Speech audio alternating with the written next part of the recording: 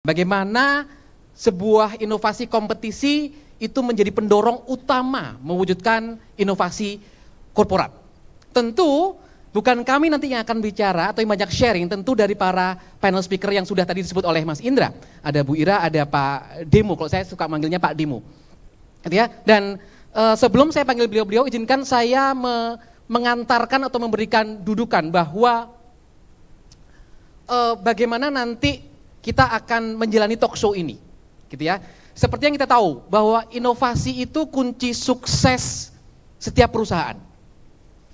Tapi yang seringkali kita terlupa atau terlewatkan, ternyata kompetisi inovasi itu menjadi kendaraan yang sangat efektif untuk membuat inovasi itu real. Jadi kalau kata Mas Indra bilang, nggak berhenti, nggak titik hanya di event.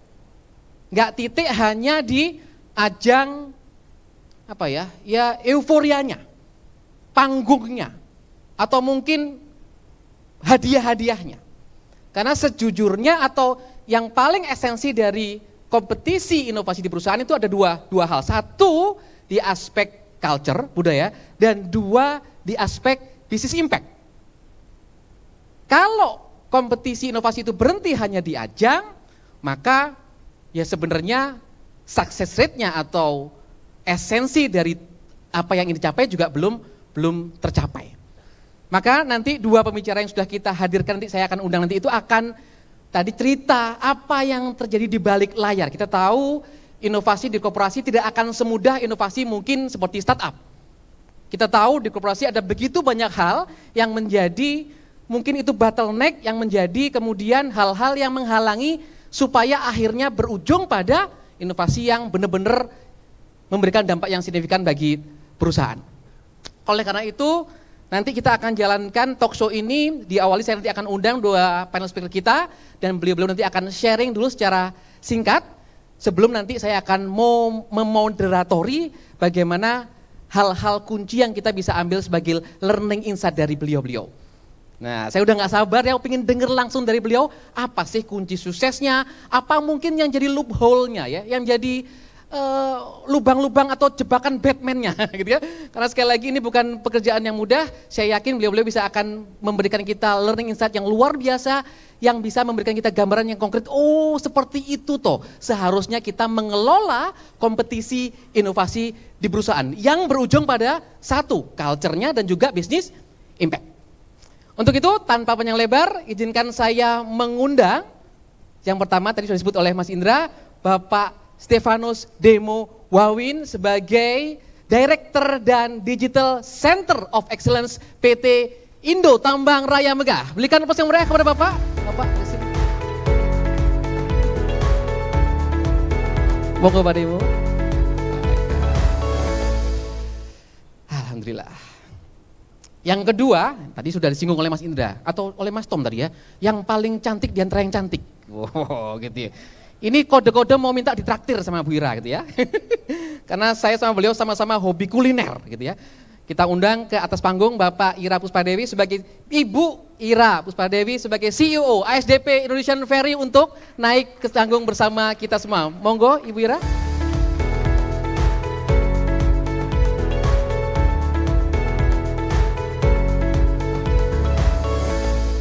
Alhamdulillah, ini saya jejer dengan Bapak Ibu yang luar biasa, dan sekali lagi nanti kita akan melangsungkan sesi ini diawali oleh sharing oleh Pak Demo dulu, kemudian nanti ke Ibu Ira, sebelum nanti saya akan memoderasi atau menjadi moderator untuk sesi tanya jawabnya. So saya sarankan kepada Bapak Ibu semua, selama mulai sharingnya beliau-beliau, kalau ada hal yang ingin ditanyakan, tulis dulu di sticky notes gitu ya. Jangan sampai kemudian menguap, hilang, sayang. Nanti saat kita sesi Q&A, sesi diskusi, silahkan nanti diajukan. Untuk itu kesempatan pertama kita berikan kepada Pak Demo untuk menjadikan sharing kepada kita semua. Silakan Pak Demo, waktunya. Terima kasih Pak Taufik, selamat sore rekan-rekan semua. Ini nextnya nih back ya. Oke.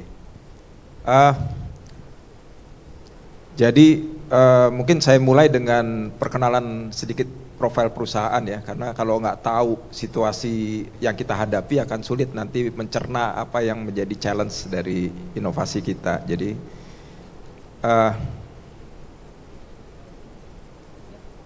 sudah ya. Sorry, jadi ITM perusahaan, kita menyebut kita perusahaan energi, sebenarnya energi company, tapi saat ini kita masih fokus di coal mining sebenarnya ya. Jadi coal mining, jadi kita perusahaan publik 35% di publik dan 65% shareholder kita itu grup kita di Banpu.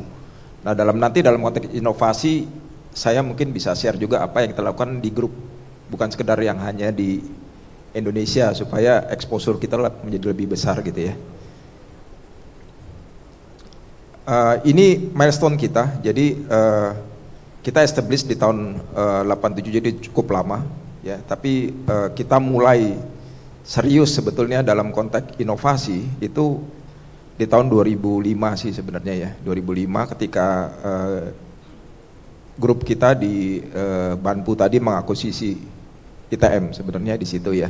Jadi ini perjalanan kita bagaimana bisnis kita sebetulnya bertransformasi melalui inovasi juga. Jadi bukan sekedar hanya fokus di coal yang menjadi bisnis kita, tapi juga kita ada renewable energy, kita ada trading company dan lain-lain ya. Jadi ini brand kita, jadi brand kita ini, brand promise kita, Our Way in Energy. Nah, ini apa aja? Sebenarnya hanya ada 4 ya, ada 4. Pertama itu kita mau menciptakan, mendeliver energi yang affordable dan sustain sebenarnya. Dan tentu sebagai kita punya banyak stakeholder, jadi government, shareholder, jadi kita juga mau memberikan solusi yang sustain kepada mereka ya, return yang sustain juga ya. Strateginya apa? Kita pertama memang di saat ini ESG, dan itu kita cukup kuat ya, dari dulu kita mempertahankan, kalau dulu sustainability development mungkin, sekarang kita talking about ESG ya. Dan yang paling penting juga ini yang touch langsung ke inovasi adalah kita punya corporate culture, kita sebut Banpu Heart Group. Jadi di sini ada 3, passion ya, commit, jadi komitmen ya, dan yang terakhir itu inovasi ya. Jadi ini yang jadi secara apa ya, dari top itu sudah memang kita talking about innovation ya. Sedikit mengenai visi kita. Jadi kalau kita lihat di visi ITM, di situ udah ada innovation technology. Ya, jadi memang ini yang menjadi salah satu enabler kita sebetulnya menjalankan bisnis ya. Jadi dan tadi di bagian bawah core value kita ya, company culture, passionate, innovate, committed ya.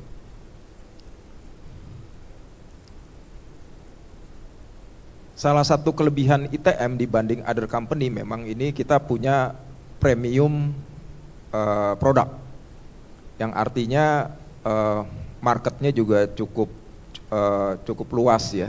Dan kita ada saat ini yang beroperasi ada 4 dan ada 3 yang sedang project ya. Jadi areanya cukup remote, ini penting dalam konteks nanti menghadapi challenge, karena lokasinya ini semua di Kalimantan dan di apa cukup dalam ya, sampai mendekati Kalimantan Tengah. Dan ini banyak juga nanti mungkin saya cerita bagaimana local people kita itu atau tim kita itu yang dari saya boleh bilang mungkin kalau kita talking about education ya, Jawa dan Kalimantan sangat berbeda jauh. Ini fakta dan nanti itu menjadi challenge ya.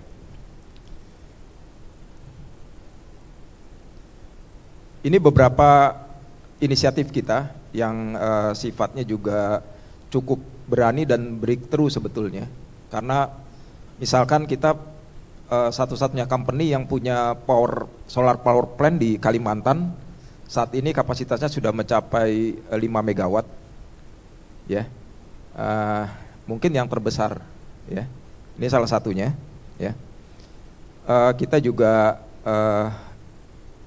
berkontribusi terhadap ibu kota baru, ya. Kita baru saja menyelesaikan dan diresmikan Pak Jokowi untuk nursery yang di Mentawir.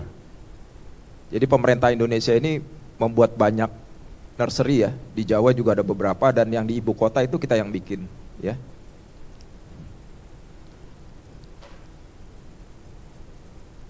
Mungkin ini saya skip aja, ya. Oke, ini kita masuk ke innovation journey kita sebenarnya. Jadi sedikit gambaran.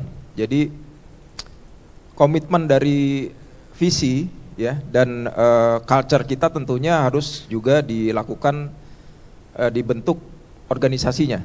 Jadi kita juga membuat organisasi khusus, ya. Jadi ada tim inovasi, ada tim digital transformasi, ya, itu semua kita buat, dan ada beberapa banyak produk, ya. Sampai hari ini mungkin dalam kurun waktu kurang lebih 4 tahun kita membuat sekitar 20 lebih produk yang digunakan di operation, dan mungkin ada potensi juga untuk digunakan oleh perusahaan sejenis lah, seperti itu, ya. Ini bagaimana stream dari company kita, ya. Kita ada 3 stream. Jadi pertama memang fokus di mining. Pertama ada coal, kita juga ada development untuk mineral mining, ya. Kedua di energy services, di sini kita punya kontraktor bisnis, kita punya trading, kita punya digital product, dan kita punya juga port. Jadi ke depan kita akan membuka port services atau logistik services di Kalimantan, ya. Yang menarik sebenarnya yang di sebelah kanan, jadi ada beberapa potensi atau buat kita emerging business, tapi mungkin kalau untuk energi company di area ini sudah mature, ya. Tapi ini hanya menunjukkan bahwa kita terus berinovasi dan belajar, ya. Kita punya solar, punya rooftop, kita punya hydro, dan juga kita mengembangkan natural based solution. Jadi ini contohnya ini terkait dengan carbon trading, ya. Bagaimana kita mengembangkan inovasi, ya. Jadi saya bentuk satu tim, ya.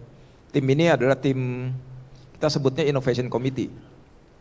Nah, Innovation Committee ini terus bekerja, jadi kurang lebih sudah 10 tahun kali, ya, ada 10 tahun, ya.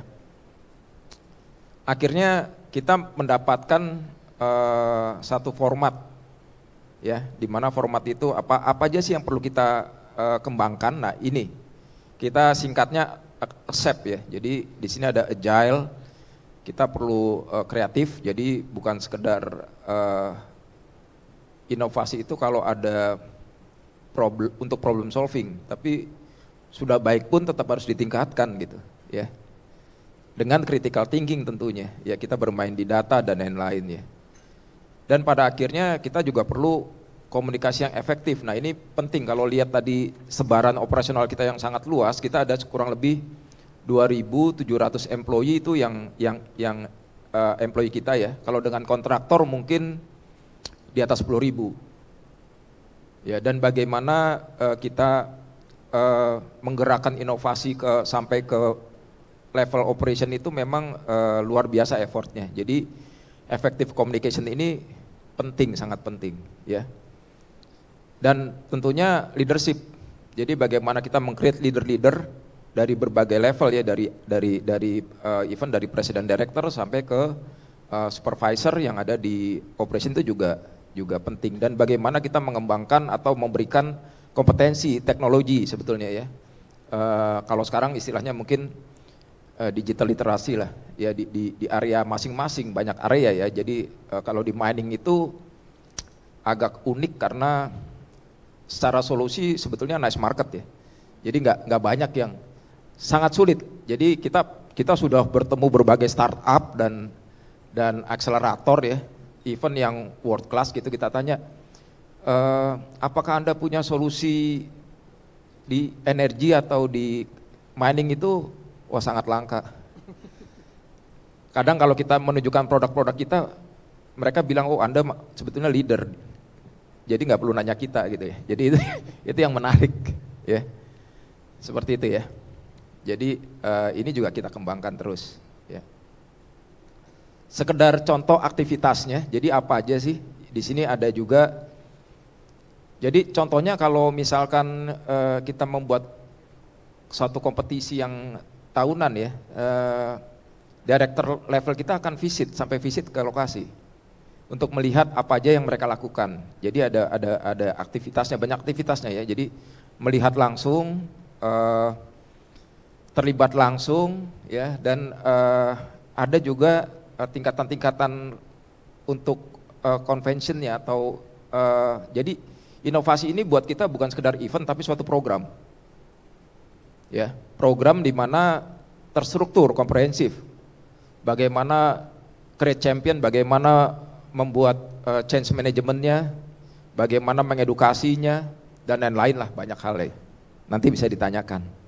Ya. Oke, mungkin ini, jadi kalau konvensi besarnya itu kayak contoh yang di kiri atas, jadi sudah yang sifatnya setahun sekali lah. Kita sebutnya nasional ya, kita sebutnya nasional di kita. Dan nanti ada juga yang sebenarnya di grup level. Kita beroperasi di 10 negara kalau secara grup. Dan itu semua kumpul nanti setahun sekali juga ada acaranya, lebih besar lagi. Ya.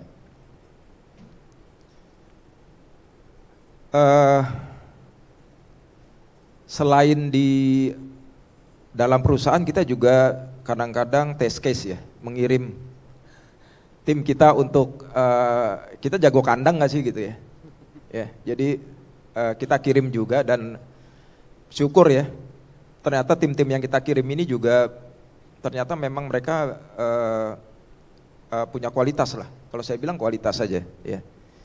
Dan kita tuh pernah menerima. Nah, ini cukup menarik nih yang sebelah kanan ya. Jadi ini kita nggak pernah submit sebetulnya. Biasa kan kalau inovasi itu kita daftar gitu, register ya. Tiba-tiba kita dipanggil sama IDX. Anda masuk 3 besar gitu. Loh, kapan, kita nggak pernah submit gitu, ya kan? Terus saya hadir di sana, interview dan lain-lain. Terus waktu kita masuk kategori mining, jadi ada 7 kategori. Sebenarnya ada 8 kategori dari IDX, dari perusahaan publik waktu itu. Tapi yang terakhir di real estate nggak dilombakan. Jadi kita masuk kategori mining. Di mining itu ada 76 company pada saat itu. Lawan saya di 3 besar itu Antam, perusahaan-perusahaan Antam dan PTBA. Ya, PTBA dulu ketika implementasi teknologi belajarnya sama kita juga, datang ke saya juga. Ya. Akhirnya kita bisa menang. Jadi waktu itu nggak ada juara 1, 2, 3, jadi cuma 1 aja pemenangnya. Cuma 1 itu kita. Jadi tahun 2019 kalau nggak salah. Ya. Kita dapat the most innovative company ya dari IDX. Oke, mungkin ya ini sekedar award yang kita dapat tahunan ya terkait dengan aktivitas kita. Mungkin that's it. Mungkin singkat aja, nanti mungkin lebih banyak. Oke, applause yang meriah untuk Pak Demo atas sharingnya. Apa yang memang menjadi hal-hal yang nanti kita akan gali nanti ya, setelah kita dengar dulu sekarang paparan dari Ibu Ira. Kok tadi dari Oke, tadi sudah dari Pak Demo dari energi, tapi yang sekarang fokus di coal mining. Sekarang kita dengar dari Bu Ira nih, ASDP Indonesia Ferry. Kayak apa nih? Monggo Ibu, sharing Ibu. Terima kasih Mas Taufik. Saya boleh berdiri nggak ya? Boleh Ibu, monggo. Oke. Siap. Terima kasih. Assalamualaikum warahmatullahi wabarakatuh. Waalaikumsalam warahmatullahi wabarakatuh. Saya kenapa berdiri? Ada ceritanya. Saya itu anak terkecil dari 11 bersaudara. Kakak saya 7 cowok semua. Kenapa saya cerita nanti ada hubungannya ketika cerita bikin inovasi di pelabuhan, di mana SDP itu karyawannya kurang lebih 6.000, yang cowok 6%, ya. Yang cewek 6%, betul. Berarti Mas Taufik nggak ngantuk ya. Nah, saya waktu SD itu di rapot saya, TK, di rapot saya ditulis ada catatan, yaitu saya orangnya sulit diatur. Tapi saya mau bilang kepada teman-teman yang muda atau teman-teman yang punya anak cewek, jangan-jangan kalau punya anak cewek sulit diatur, itu adalah bakat-bakat dia jadi leader gitu. Ini excuse-nya aja. Tapi saya sebelumnya yang kedua saya mau tanya, pernah dengar nama SDP boleh nggak? Siapa yang pernah dengar nama SDP? Oh oke, lumayan. Sering kali nggak dengar. Yang kerudung hijau boleh tahu singkatannya nggak? Nanti ada hadiahnya. Itu hadiahnya betul. Monggo Mbak. ASDP Indonesia Ferry kan Bu ya? Kenapa? Bentar, A-nya tuh apa ya Bu, saya lupa.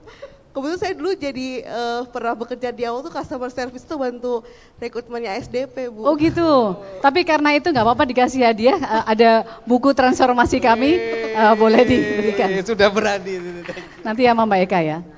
Tapi sebelum mulai lagi, satu lagi poin yang ingin saya sampaikan, di ASDP kalau dibandingkan BUMN, saya belum tahu kalau di swasta belum riset benar, kita salah satu dari sangat sedikit BUMN di mana posisi fungsi inovasi itu ada dalam struktur dan langsung di bawah direktur. Jadi ini Mbak Eka, VP-nya cewek juga gitu ya.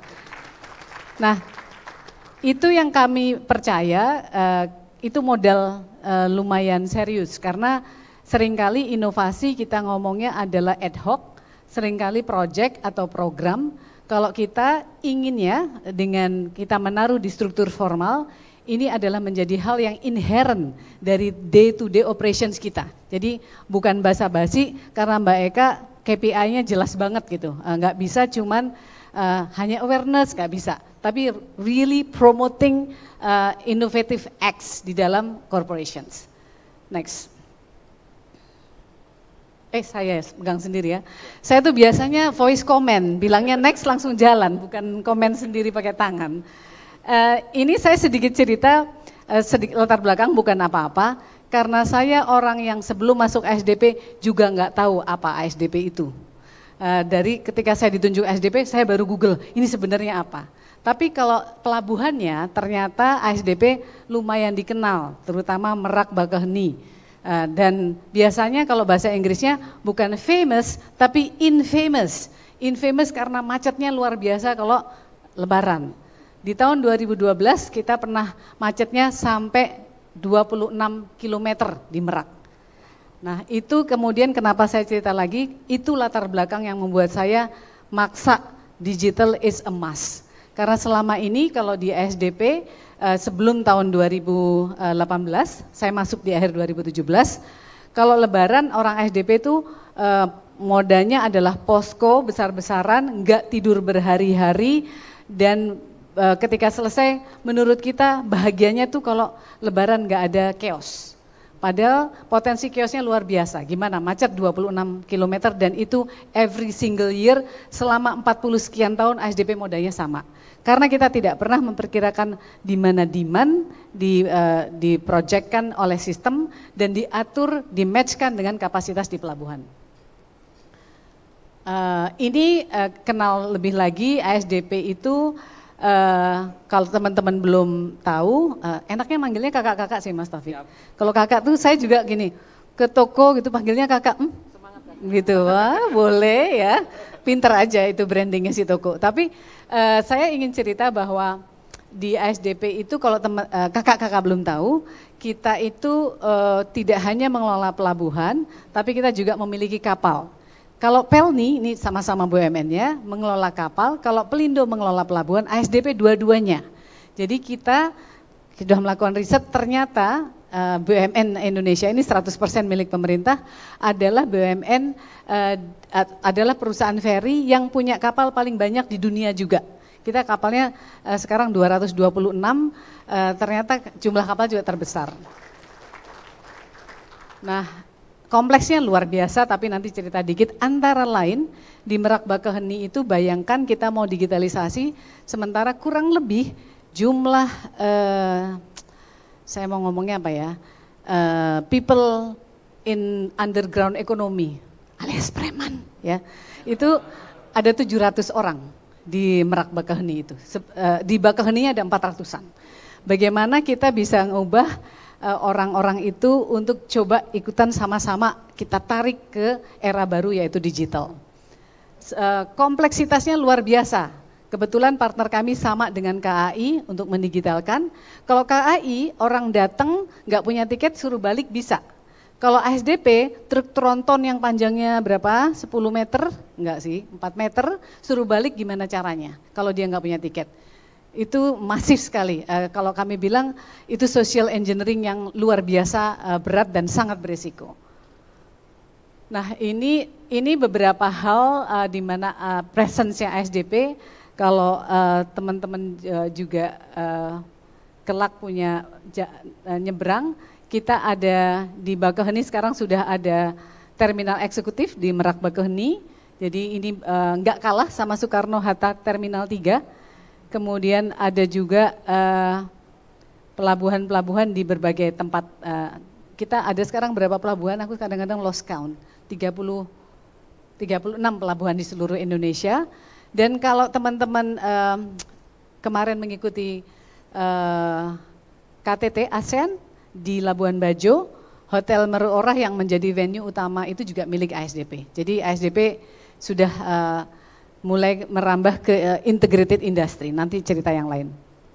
Nah, ini adalah gambaran saja kalau kapan-kapan naik kapal kita udah bentuknya jauh lebih cantik dibandingkan bahkan 10 tahun lalu. Ada juga daerah wisata baru yang kita kembangkan, ada juga kita akuisisi perusahaan penyeberangan nomor 2 terbesar setelah ASDP yang kita akuisisi sehingga membuat kita menjadi pangsa pasar juga terbesar di ferry di seluruh Indonesia. Next. Lupa lagi. Penyakitnya CEO tuh, voice comment melu. Nah ini cerita digitalnya, tapi beberapa hal milestone, apa sih kebaruan yang kita ada? Pertama, ada yang mudah dilihat adalah terminal eksekutif, kemudian ada Ferrizi, nama aplikasinya untuk membeli tiket, jadi tidak ada lagi penjualan tiket di pelabuhan sama sekali. Kemudian ada Meru Orah, ini hotel di Labuan Bajo yang saya ceritakan tadi. Kemudian ada akuisisi perusahaan yang besar. What's next? Next ke saya sendiri. Nah, ceritanya kan mesti cerita creating ecosystem in corporations. Pertama sih yang saya sampaikan tadi, saya kira perusahaan mesti komit serius. Kalau Pak Demo tadi sampaikan bahkan di visinya sudah ada kata inovasi ya Pak ya. Di kami sudah ada di struktur di bawah direktur langsung, bukan ecek-ecek, tapi level vice president. Jadi kita antara lain untuk membangun awareness, kita buat edisi-edisi terkait inovasi-inovasi di berbagai industri. Tidak hanya industri yang berhubungan dengan kami, tapi bahkan industri lain. Karena namanya belanja ide nggak harus dari industri yang sama. Kemudian ini satu, berikutnya yang lain kami rajin belanja ide dengan mengundang banyak orang dari berbagai industri juga. Ini secara reguler kami lakukan dan ini kami tahu dengan ini memperkaya wawasan kita harus ngapain lagi ASDP. Buat kami inovasi itu soal survival. Bahasa saya ASDP itu adalah industri yang nature-nya itu bukan industri baru sama sekali. Industri ini setidaknya setua zamannya Nabi Nuh kali ya. Karena industri kapal kan dimulainya setahu saya dari Nabi Nuh. Tapi ini tua banget, jadi mesti ngapain lagi gitu. Itu yang challenge di mana industri yang sudah tua nature-nya, inovasi itu tetap harus ada. Dan sebagai gambaran, sejak kami melakukan berbagai inovasi ini, di 5 tahun pertama manajemen kami yang baru, dibandingkan 5 tahun sebelumnya, profit margin kami itu dari yang rata-rata 15% menjadi 23%. Kalau teman-teman yang di bisnis tahu persis, apalagi bisnisnya ini tarifnya heavily regulated, sangat diregulasi, tidak mudah naikin dari 15 ke 23%. Profit kami mungkin dari kami masuk hingga sekarang sudah sekitar 2 kali lipat. Kemudian saat pandemi, ketika semua perusahaan transport BUMN betul-betul merah, kami masih membukukan laba walaupun turun. Dan kami juga dalam keadaan cash yang sangat sehat, at any given day, cash kami, katanya orang kan cash itu king ya, cash itu raja, apalagi zaman krisis kayak pandemi, kami bisa hidup mungkin sekitar, jika pendapatannya 0, kami bisa hidup antara sekitar 8 sampai 9 bulan. Dan itu tidak banyak perusahaan seperti itu. Dan salah satu rahasianya kami meng-hire Mas Indra dan tim sih untuk nemenin kita ya. Ini saya promo tapi nggak dibayar beneran ya. Tapi saya selalu menganggap gini, di perjalanan yang sulit ada yang level fansnya Liverpool kan? Ya. Di perjalanan yang sulit we don't walk alone gitulah. Ngutip-ngutip dikit. Tapi ada teman dan menurut saya itu penting karena nggak bisa lah mikirin sendiri, karena kadang-kadang kalau mikirin sendiri kita myopik, kita menjadi melihat dengan rabun dekat gitu. Jadi ada innovation talks, kita undang orang-orang yang memang punya inovasi di tempat lain, di industri lain. Nextnya ini tadi sudah disebut-sebut di innovation competition, kita sungguh-sungguh dibantu sama Mas Taufik. Kebetulan kami sama-sama dari Malang, penggemar tempe, bahkan Pak Demo yang orang Solo dan bangga dengan kulinernya juga impor tempenya dari Malang ya Pak ya. Ya, nggak ada hubungannya sih, tapi saya dibantu betul oleh Mas Taufik dan kawan-kawan bagaimana kita menggelar yang namanya innovation competition, bukan ideation dan celebration saja, tapi sungguh-sungguh sampai di implementasinya. Jadi kami baru mulainya ini di 2021 ya Mbak Ika ya. Di 2021 kurang lebih ada 52, tahun 2022 ada 57, ini sekarang sudah ambil 3 terbaik dan sedang scaling up, sudah langsung dilaksanakan, kemudian yang terbaik berikutnya sedang dikembangkan karena inovasi kan bukan cuma ide tapi akhirnya sampai bagaimana monetizing, sampai itu jadi uang. Dan menurut hemat saya dari pengalaman kami, yang paling berperan di inovasi ini, yang paling rewarding itu bukan hadiahnya, tetapi ketika karyawan tahu idenya itu dipakai sama perusahaan.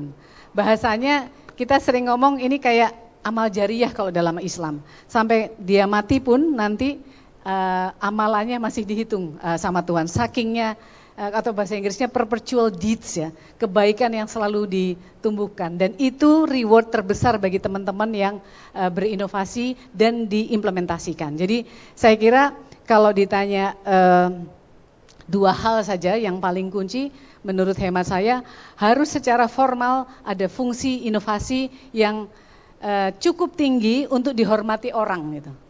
Kedua, karena inovasi sulit sekali untuk diimplementasikan dan memaksa orang untuk menggunakannya. Yang kedua, menurut hemat saya harus ada reward, ditunjukkan betul, demonstrate bahwa inovasi ini bukan ide saja, bukan hanya lip service, tapi betul-betul dilaksanakan dan itu adalah reward terbesar.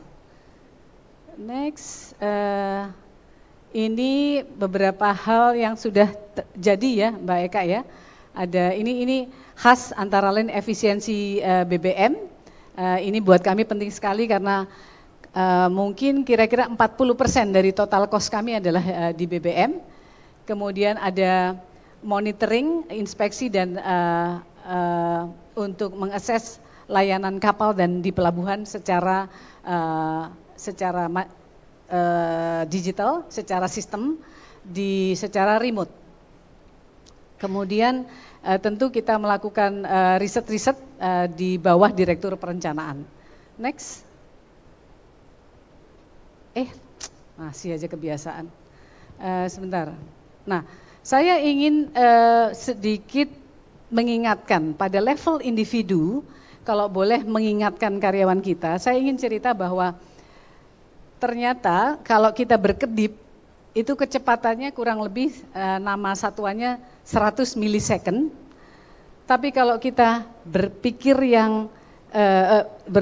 dan memutuskan yang cepat itu kurang lebih 200 milisecond alias 2 kali kecepatannya dari berkedip. Ini bukan menurut saya, menurut Kahneman, pemenang Nobel Ekonomi tahun 2012. What I am saying, saya mau cerita bahwa kita di hidup yang high pace, yang gadget banget, yang lihat reel di Instagram terus, itu harus tahu kapan jedanya, karena itu adalah antitese dari inovasi dan kreativitas. Kalau Bapak Ibu, kawan-kawan semua lihat, sekitar 2 bulanan lalu di Swedia sudah dihentikan buku elektronik untuk anak SD. Udah nggak ada lagi, karena penelitiannya menunjukkan bahwa cognitive development-nya anak-anak SD itu berbeda alias lebih inferior jika dia belajar dari buku elektronik dibandingkan buku fisik yang 3 dimensi. Nah, sekali lagi konteksnya apa? Kita semua harus punya jeda di kognitif proses kita supaya menghasilkan inovasi. Itu individual level yang kami ingin sampaikan. Nah, ini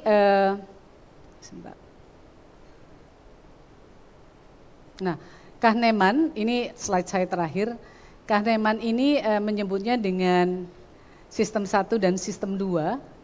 Tapi intinya yang tadi di kecepatannya 2 kali lipat dari kecepatan kita berkedip itu adalah sistem bawah sadar. Misalnya kalau kita nyetir ke kantor udah nggak mikir lagi, dan kita kalau saya sering lupa bahwa 50% keputusan kita itu dibikin dalam bawah sadar itu atau perasaan dan naluri. Tetapi inovasi dan kreativitas itu dibuat ketika dalam state kita yaitu sistem 2, yaitu pemikiran yang rasional dan sangat sulit. Maka saya kira salah satu yang kita juga harus encourage, gimana caranya semua orang belajar sejenis mindfulness. Kalau orang Jawa dulu, kejawen sering bilangnya eling ya, eling lan waspodo. Ya, tapi kita tuh awareness, self awareness-nya mesti dibangun dengan beberapa teknik. Tapi saya kira korporasi pun harus bertanggung jawab soal itu, termasuk work-life balance. Jadi kalau ditanya 3 barangkali ya, 1 struktur yang formal, yang cukup tinggi, kemudian tadi 2 apa Mbak Eka? Reward. Kenapa? Reward ya, nanti dapat buku Mas dari saya, hadiah. Kemudian yang ketiga, encouraging atau promoting mindfulness di antara karyawan-karyawan kita. Terima kasih, saya dari situ dulu. Aplaus yang meriah untuk Bu Ira, luar biasa. Silakan Ibu. Wah, saya sudah merasakan atau energi nggak sabarnya Bapak Ibu semua untuk mengajukan pertanyaan gitu ya. Luar biasa dari Pak Demo dan dari Bu Ira. Oke, sebelum saya memberikan kesempatan kepada Floor untuk mengajukan pertanyaan boleh kepada Pak Demo ataupun Bu Ira. Tadi ada iming-iming juga dari Bu Ira, Bu ya. Buku udah siap Bu ya, ada berapa puluh buku Bu? Semaunya. Ada tadi nanti ada sedikit juga hadiah ya, kalau misalkan nanti ngajukan. Oke, silakan dari Floor yang mengajukan pertanyaan, boleh ke Pak Demo ataupun Bu Ira. Ada? Oke, 1 dulu di sayap kanan. 1 dan 2, tadi saya lihat Ibu yang di meja 14, dan 3 dulu di meja 6. Monggo, mic-nya silahkan dikirimkan. Baik. Assalamualaikum warahmatullahi wabarakatuh. Waalaikumsalam. Perkenalkan, saya Haira dari Bank Muamalat Indonesia. Dengan Mbak siapa maaf? Haira. Mbak Haira? Ya, siap. Dari Bank Muamalat Indonesia. Terima kasih kesempatannya, dan saya ingin bertanya sama Ibu, dari presentasi yang tadi Ibu sampaikan itu luar biasa. gitu dan sangat inspiratif. Hal yang ingin saya tanyakan karena saya kacamatanya dari kacamata HC ya, Human Capital gitu ya. Jadi saya melihat bahwa yang namanya inovasi, membangun culture inovasi itu kan butuh dorongan gitu ya, butuh encouragement ataupun reinforcement yang sangat kuat. Apalagi karyawan dan juga populasi dari ASDP itu kan Ibu banyak yang blue collar gitu ya, which is dari sisi kognitif, pemahaman dan lain-lain terkait dengan inovasi tentunya cukup challenging.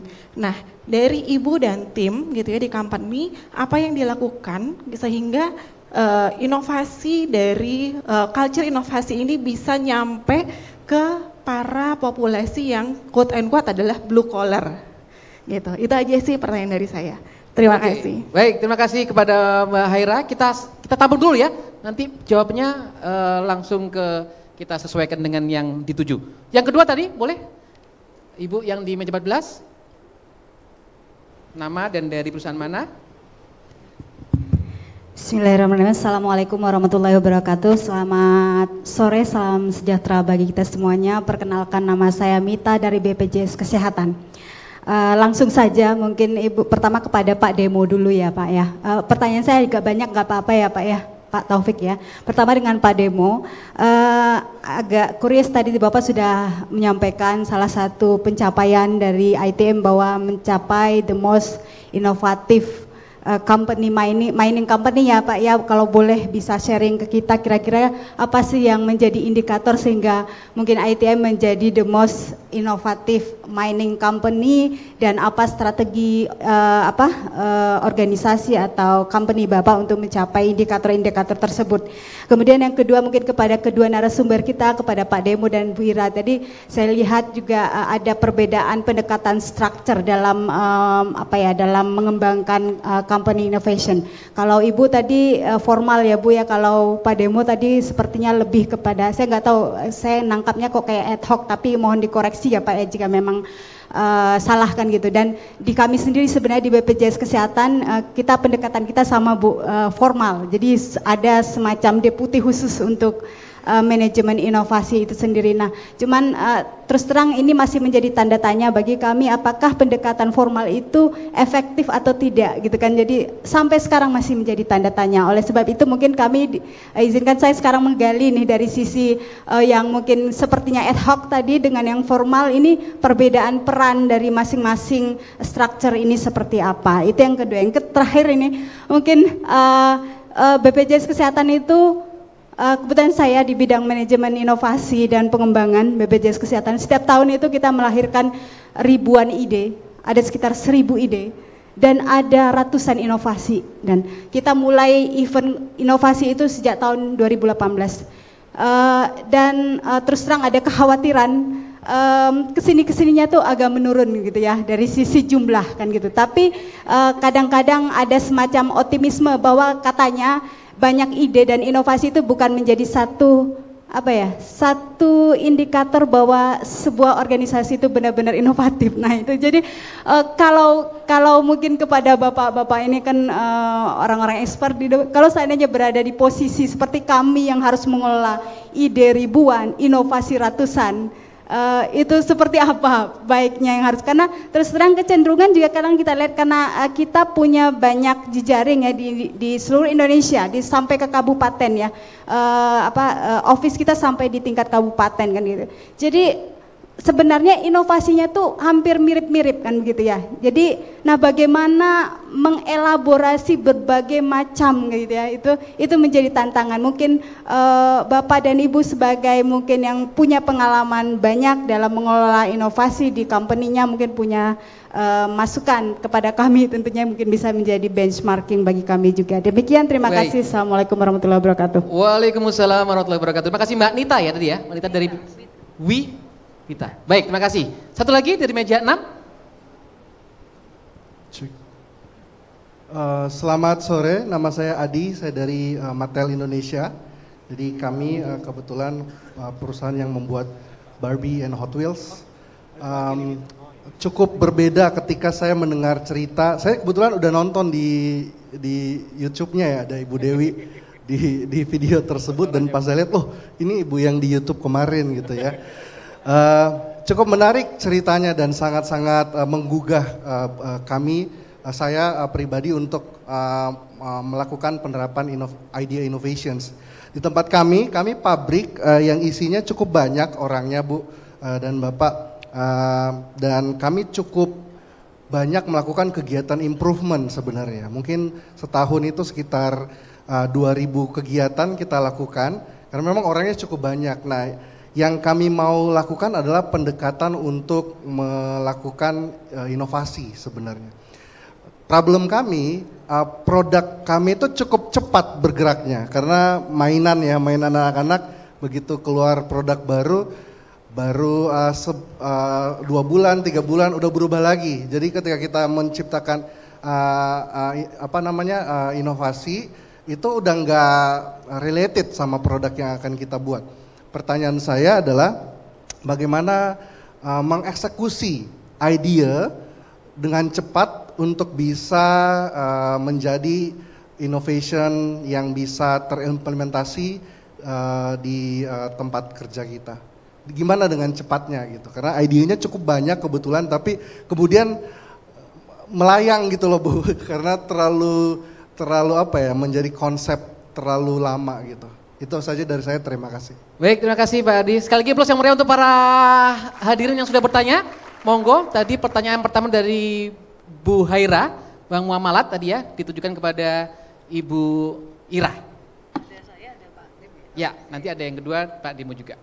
Monggo Bu, tentang bagaimana menyampaikan pesan atau membangun budaya untuk para blue collar gitu ya. Tadi pesannya ke sana, Bu Haira. Baik, terima kasih.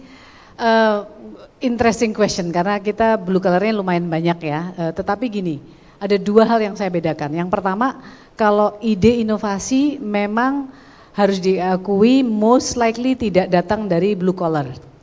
Tetapi ketika sudah sampai di implementasi, kita perlu dukungan blue collar kan. Nah, yang paling mudah bahasa blue collar itu sebenarnya adalah what is it for me? Jadi kalau kita bisa membuat bahasa di mana what is it for me, dan biasanya dimulai dengan sebuah perubahan kecil tapi yang sudah dia rasakan. Di kami, di konteks kami terus terang kemarin-kemarin banyak sekali fraud yang nilainya puluhan miliar.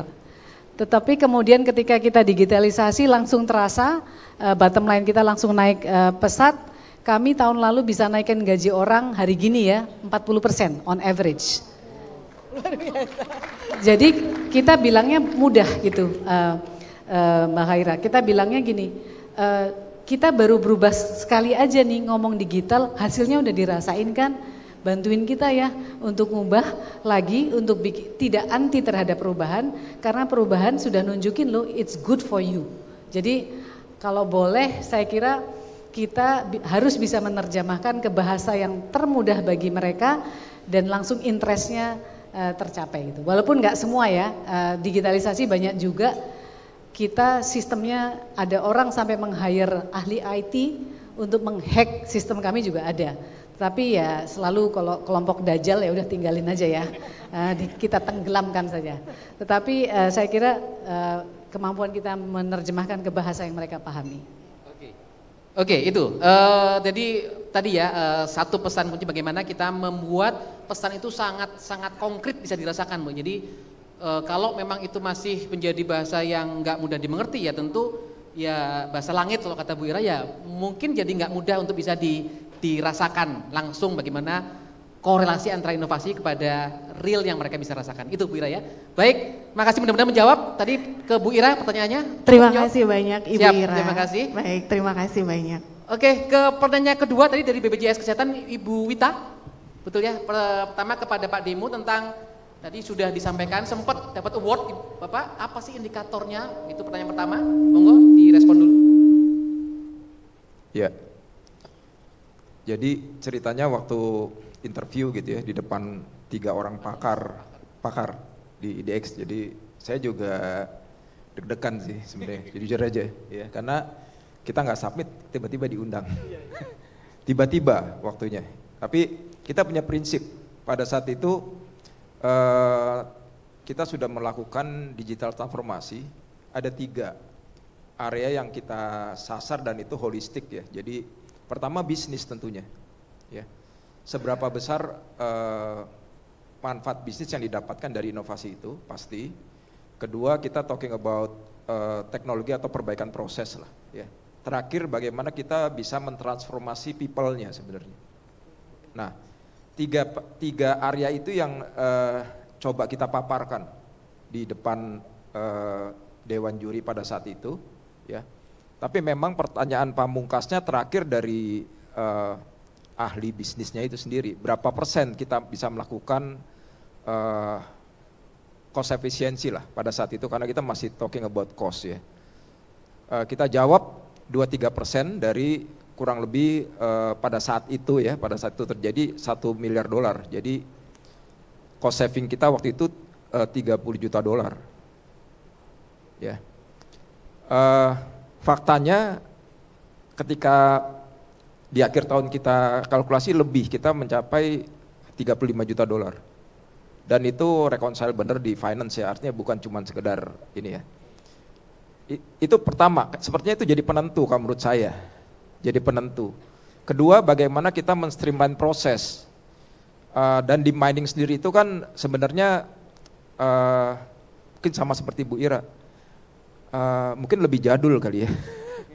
Ya, di dunia mining itu udah ratusan tahun dan KPI-nya itu sederhana kalau di kita, sederhana sekali ya. Dan coal mining itu prosesnya paling sederhana di antara semua mining. Ya, jadi hanya kalau underground dia ambil, buat lubang ambil, keluarkan, di crusher atau dipecah-pecah dikirim. Ya. Open pit kita juga gitu, buka tanah, dan itu sederhana sebenarnya. Jadi di mana KPI-nya hanya 3. Berapa ton produksinya, berapa cost-nya, tidak ada isu lingkungan dan kecelakaan. Hanya itu. Ya. Banyak proses yang akhirnya kita bisa saya ceritakan di situ di depan juri, bagaimana kita meningkatkan value sebenarnya. Proses itu bukan sekedar memperbaiki proses, tapi juga ke faktor ketiga, meningkatkan value dari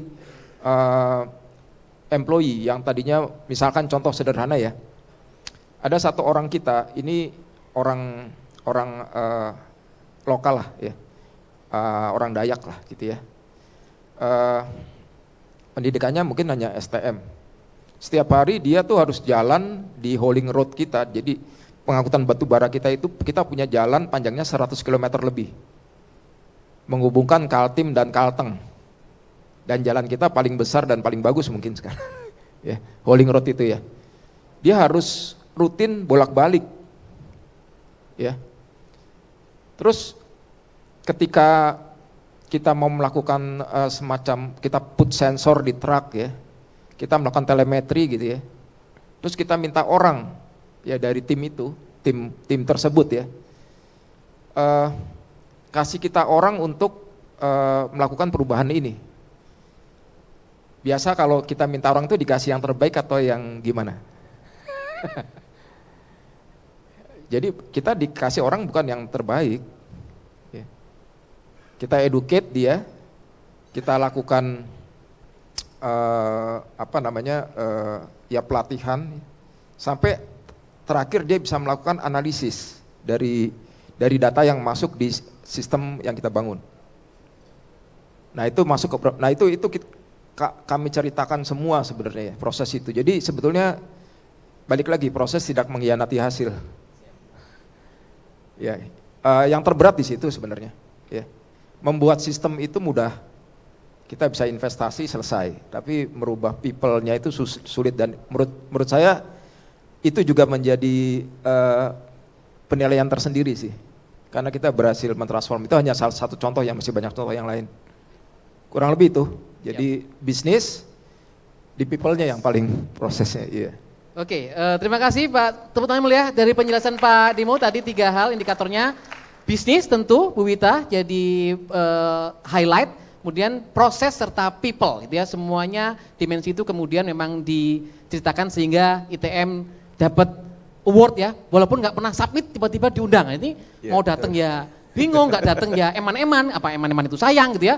Tapi alhamdulillah bisa dapat penghargaan itu. Pertanyaan kedua tadi, Bu Wita menangkap ada perbedaan pendekatan antara Pak Demo di ITM dan Bu Ira di ASDP. Ini yang ditangkap Bu Wita. Silakan nanti kalau misalkan kurang tepat dikoreksi. Mungkin saya koreksi dulu ya. Siap, monggo. Biar cepat. Pak Demo, Biar. siap. Di kita sejak awal inovasi itu memang ada komitinya dan itu di bawah Direktur Corporate Service, di bawah Direktur. Tapi memang loncatannya di 2018. Jadi dibentuk satu fungsi khusus yang dikepalai oleh Direktur. Jadi sejak 2018 saya mengepalai fungsi tersebut. Siap.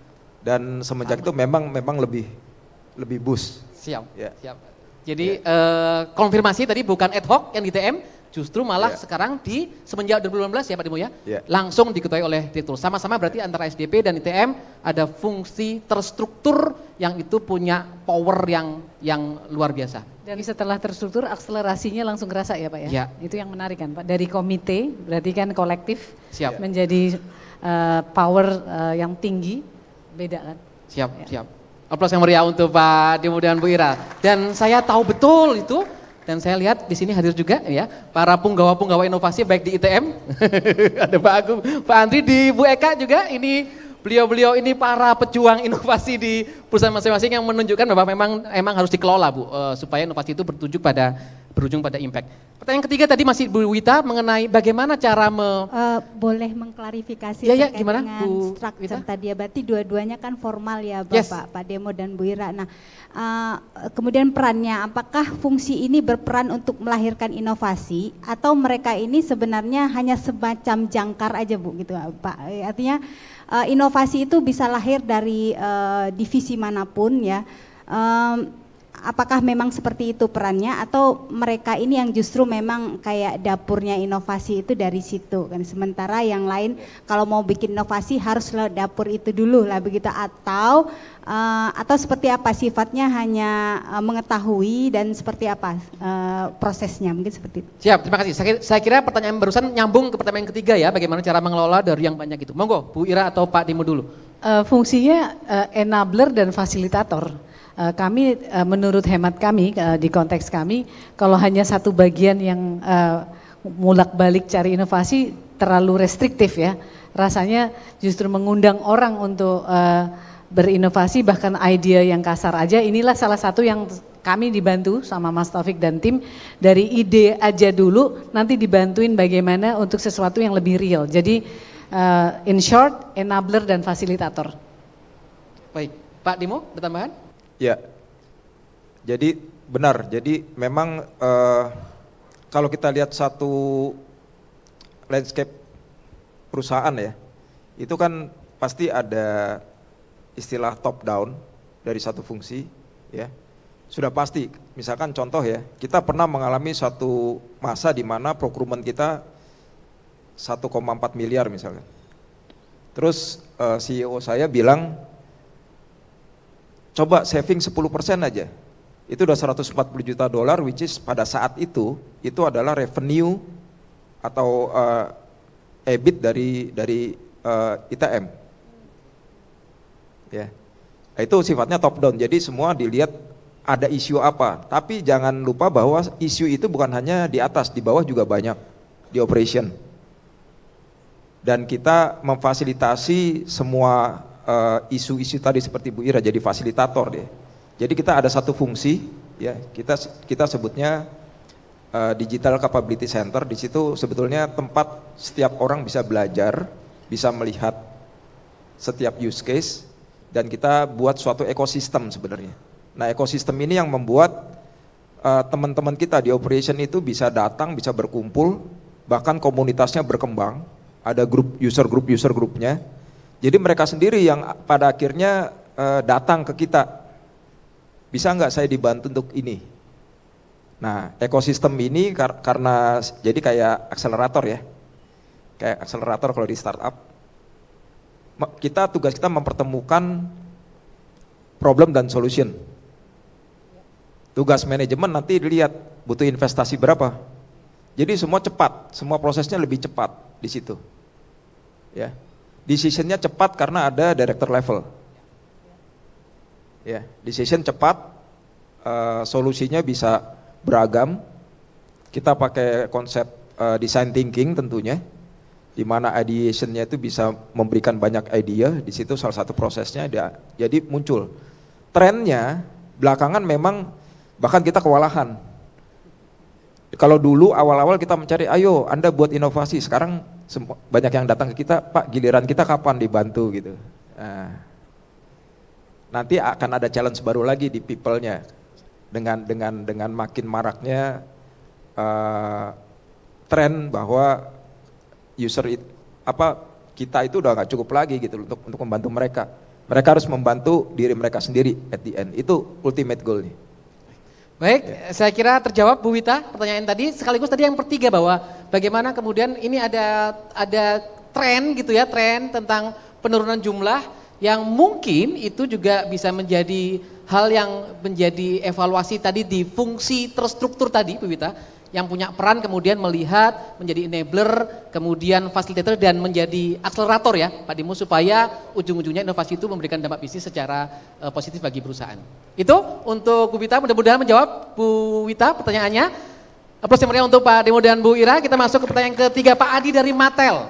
Tadi manufacturing, ya produknya banyak sekali dan cycle produk itu cepat banget Bu Ira. Monggo langsung dikomentari. Saya dulu di retail, Pak Hadi, 17 tahun lebih saya di perusahaan Amerika Gap namanya, Banana Republic baju ya. Jadi juga cycle-nya cukup cepat.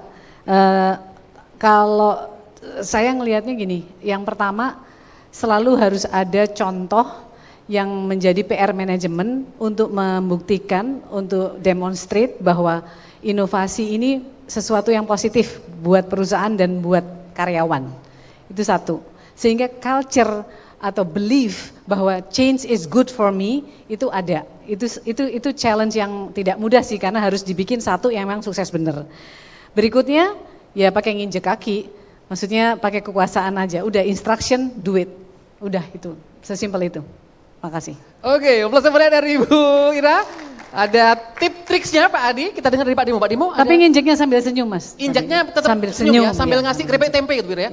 Keripik tempe gitu ya, jangan lupa ya, tetap diinjek supaya jalan.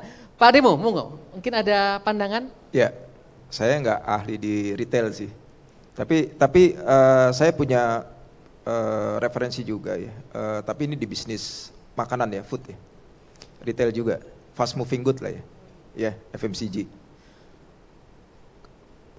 Kalau menurut saya kita harus, jadi gini, kadang kalau talking about innovation, kita suka melakukan benchmarking terhadap produk yang lain lah gimana ya. Tapi talking about innovation, benchmarking is too late. Ya, is too late. Jadi kita mesti talking about beyond the trend. Ya. Kalau saya sempat baca kayak Toyota Way lah ya. Jadi dia punya produk launching tapi next produknya sudah di develop. Ya. Itu yang pertama. Kedua mengenai bagaimana kecepatan gitu ya. Kecepatan produksi memang ini juga menurut saya sih teknologi harusnya bisa membantu ya. Kita harus explore bagaimana negara-negara maju, dan ini kan perusahaan yang cukup bisa mengadopsi teknologi sebetulnya dari luar. Bagaimana teknologi itu, karena manusia sendiri punya keterbatasan pasti, ya apalagi dengan situasi saat ini kita juga dengan AI kita juga. AI itu udah bukan jadi tools lagi tapi jadi partner kita. Ya, AI become our partner. Dan diprediksi di tahun 2025 80% dari kita akan berpartner dengan AI. Ya. Nah, ini yang menarik sih, bagaimana kita memanfaatkan teknologi untuk mempercepat inovasi dan produksi. Itu dari saya tambahan. Mas nambahin Siap, dikit monggo, aja. Jadi tadi menarik Pak Demo sampaikan kalau kita benchmark itu too late ya. Jadi ASDP ini lagi mulai belajar, kita tahun depan akan ada buat satu pekerjaan tim di mana kita akan berharap menemukan yang kita sebut dengan next practice. Jadi bukan best practice. Kalau best practice itu udah ada di mana-mana dan mungkin nggak bisa bikin lompatan besar. Tapi kalau next practice itu menjadi the first best practice. Itu yang kita sedang kejar dan insya Allah tahun depan kita mulai. Itu melibatkan mungkin sekitar 30-an orang ya, yang kita pilih champion-championnya untuk melahirkan apa next practice buat ASDP, bukan best practice. Jadi tadi highlight saja bahwa kalau cuman benchmark too late. Ya. Oke, plus yang meriah dari Pak Demo dan Bu Ira, Pak Adi, mudah-mudahan sudah menjawab. Kalaupun belum, jangan khawatir nanti kalau mau berinteraksi lagi kepada Bu Ira ataupun Pak Demo, monggo dicari kesempatannya. Ya, mumpung ada di Siro, ini salah satu tujuan dari forum seperti ini supaya antar kita itu saling belajar, bukan hanya di sesi saat talk show seperti ini, tapi teman-teman, kakak-kakak semua saling mengenal, saling belajar. Dan waktu saya pertama kali Cias ya, interaksi pertama kali dengan ITM dan ASDP itu, ini kan dua industri sebenarnya yang kalau kita ngomongin pendekatan inovasi yang sekarang ini mutakhir gitu ya, mengenai Agile, Scrum dan sebagainya begitu ya. Sebenarnya kan dua industri ini kan bukan yang tersentuh awal-awal. Kalau kita ngomongin tech company, telekomunikasi, IT, software, yes, mereka terpapar lebih dulu. Tapi ini mining dan ini ASDP gitu ya. So kami pun waktu itu surprise ketika kemudian ASDP dan ITM itu berhasil kemudian men-shifting mindset para people-nya bahwa ini pendekatan yang memang agak berbeda dengan pendekatan continuous improvement gitu ya. Lompatan-lompatan yang memang kita gunakan pendekatan yang customer centric, design thinking tadi, agile development, itu semua kita gunakan, kita tentu akan berbeda-beda versi antar perusahaan. Setiap perusahaan itu unik, kita nggak bisa asal caplok Bu Ira, Pak Demo yang sudah kepake di global perusahaan. So setiap perusahaan pasti punya uniqueness yang kita bisa kemudian cari formula, Mas Adi. Mudah-mudahan nanti di Mata juga begitu. Kita cari formula yang paling cocok untuk mendorong inovasi ujungnya memberikan dampak yang signifikan bagi bisnis perusahaan.